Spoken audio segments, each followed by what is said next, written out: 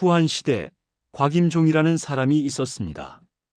이 사람, 그냥 평범한 학자가 아니었어요. 당대 최고의 지성인이자 사람을 보는 눈이 탁월하기로 유명했죠. 그가 이 사람은 앞으로 큰 인물이 될 것이오라고 말하면 실제로 그렇게 됐다고 하니까요. 하지만 곽임종이 진짜 대단했던 건 다른 이유 때문이었습니다. 그는 권력이나 재물에 전혀 관심이 없었어요. 높은 벼슬 자리를 여러 번 제안받았지만 모두 거절하고 평생 학문과 제자 양성에만 힘썼죠. 진정한 선비는 세상의 부귀영화에 흔들려서는 안 되네. 곽임종의 이런 고결한 성품 덕분에 전국 각지에서 수많은 선비가 그를 찾아왔습니다. 하지만 곽임종에게는 진짜 친구라 부를 수 있는 사람이 많지 않았어요. 그중 한 명이 바로 범사였습니다. 범사는 곽임종의 오랜 친구였습니다. 둘은 젊은 시절부터 함께 공부했고 밤새 술 한잔하며 인생과 학문에 대해 이야기를 나누던 사이였죠. 하지만 세월이 흐르면서 두 사람의 삶은 다른 방향으로 흘러갔습니다. 곽임종은 전국적으로 유명해졌지만 범사는 여전히 시골 마을에서 조용히 살고 있었어요. 벼슬도 하지 않았고 재산도 별로 없었죠. 그저 작은 집 뒤편에 채소밭을 가꾸며 소박하게 살았습니다. 하지만 곽임종은 범사를 잊지 않았습니다.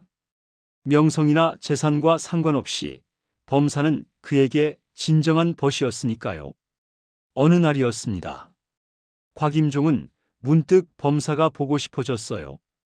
요즘 어떻게 지내는지, 건강은 괜찮은지, 그냥 얼굴이라도 보고 싶었던 거죠. 범사 형님을 한번 찾아뵈어야겠구나. 곽임종은 긴 여행을 준비했습니다. 범사가 사는 마을까지는 며칠을 걸어가야 하는 먼 거리였으니까요.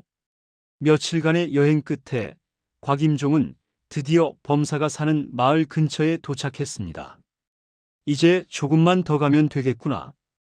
범사 형님이 반가워하시겠지? 곽임종은 설레는 마음으로 발걸음을 재촉했습니다.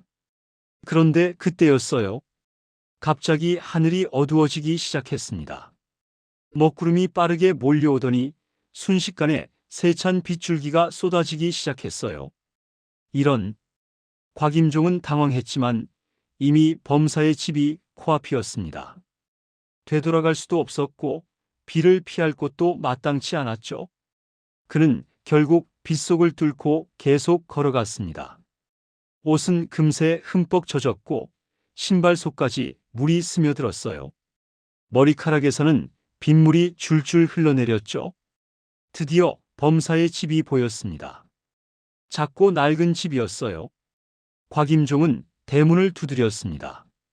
범사 형님, 접니다. 곽임종입니다. 범사는 집 안에서 책을 읽고 있었습니다. 갑자기 들려온 목소리에 깜짝 놀라 문을 열었는데 눈앞에 빗물에 흠뻑 젖은 곽임종이 서 있는 거예요. 아니, 임종, 이 비를 다 맞고 여기까지 어찌 온 겁니까? 범사는 깜짝 놀라면서도 반가웠습니다. 얼마나 오랜만인가요? 몇 년 만에 보는 친구였어요. 어서 들어오시게. 빨리, 빨리. 범사는 곽임종을 안으로 모셔드렸습니다. 젖은 옷을 벗기고 마른 옷을 가져다 드리고 불을 지펴 방을 따뜻하게 했죠. 하지만 범사의 마음은 점점 무거워졌습니다. 이를 어쩌나. 집에 내어드릴 음식이 아무것도 없는데. 범사의 집은 정말 가난했습니다. 쌀독에는 쌀이 거의 바닥나 있었고 반찬이라고 해봐야 김치 한두 가지뿐이었어요. 고기는커녕 생선 한 마리도 없었죠. 더구나 곽임종은 이제 전국적으로 유명한 대학자였습니다. 어디를 가든 최고의 대접을 받는 사람이에요.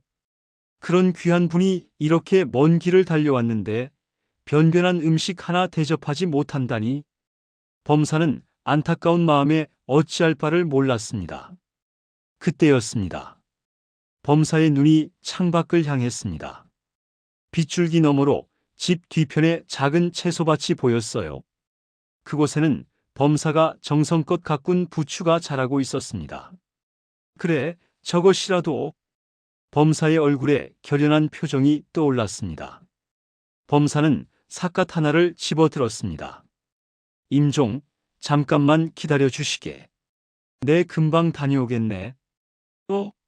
형님, 어디 가시려고? 곽임종이 묻기도 전에 범사는 문을 박차고 빗속으로 뛰쳐나갔습니다. 쏟아지는 빗줄기가 삿갓을 두드렸습니다.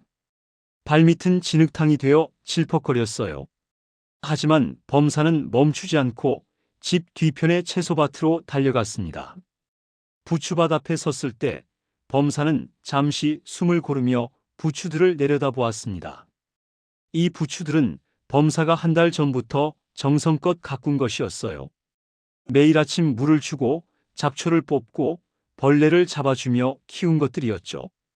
사실 이 부추는 며칠 후에 시장에 내다 팔아서 쌀을 살 계획이었습니다. 하지만 범사는 한치의 망설임도 없었습니다. 친구가 이렇게 먼 길을 달려왔는데 이 부추가 아깝다니. 그게 무슨 말인가? 범사는 조심스럽게 부추를 베기 시작했습니다. 빗물이 얼굴을 타고 흘러내렸지만 그의 손길은 흔들리지 않았어요. 하나하나 정성스럽게 가장 싱싱한 부추만 골라서 베어냈습니다. 부추를 베는 내내 범사의 마음은 오히려 따뜻했습니다. 이 부추로 부침개를 만들면 임종이 좋아할 거야. 향도 좋고 맛도 일품이지. 한 줌의 부추를 베어든 범사는 다시 빗속을 달려 집으로 돌아왔습니다. 온몸이 흠뻑 젖어 있었지만 그의 얼굴에는 미소가 가득했어요. 범사가 돌아오자 아내가 깜짝 놀라며 달려왔습니다. 여보, 이 비에 어디 다녀오신 겁니까?